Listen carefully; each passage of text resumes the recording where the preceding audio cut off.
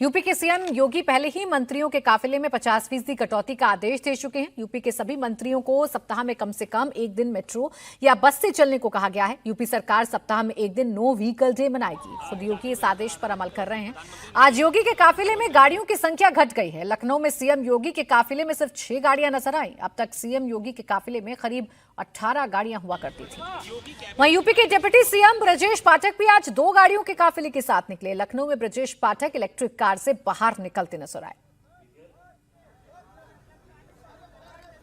Appeal के बाद कि पेट्रोल और डीजल की हमको बचत करनी है, यूपी सरकार के डिप्टी सीएम ब्रजेश पाठक सिर्फ और सिर्फ 2 गाड़ियों के काफिले के साथ अब बाहर निकल रहे हैं। एस्कॉर्ट गाड़ी, यहां पर आप देखिए एक एस्कॉर्ट गाड़ी है और अगर आप ठीक पीछे नजर डालेंगे तो ब्रजेश पाठक यूपी सरकार के डिप्टी सीएम आपको जो इलेक्ट्रॉनिक व्हीकल होता है, ईवी होता है, इसमें आपको नजर आ जाएंगे।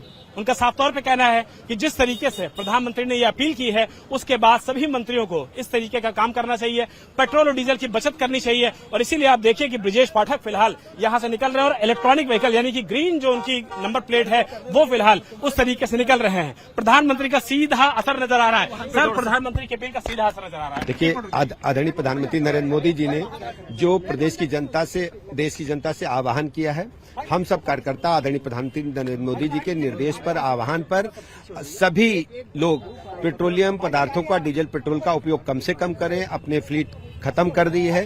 एक गाड़ी है, ये भी मेरे पास इलेक्ट्रिकल व्हीकल है और एक गाड़ी में हमारे जो सहयोगी सुरक्षाकर्मी चलते हैं वो लोग हैं, उसी में स्टाफ भी है। और मैं प्रदेश के लोगों से भी अपील करता हूं, सब लोग प्रधानमंत्री जी के आह्वान पर ऐसा ही करें और वैश्विक संकट से निपटने में भारत प्रधानमंत्री जी के साथ पूरी ताकत के साथ खड़ा है। 10 गाड़ियां पहले थी, अब 2 गाड़ियां हैं। देखिए, एक गाड़ी तो मेरी, एक गाड़ी में हमारे सहयोगी जो स्टाफ के लोग होते हैं, कभी कोई काम पड़ जाए तो दस्तखत मोहर फोन फान करने वाले। पूरी तरीके से ऑनलाइन मोड पे है। पूरी तरह से विभाग हमारा ऑनलाइन मोड पे है और सभी बैठ के हमने ऑनलाइन किया है। और बहुत आवश्यक है तो फिजिकल 1-2 लोगों को बुला लेते हैं।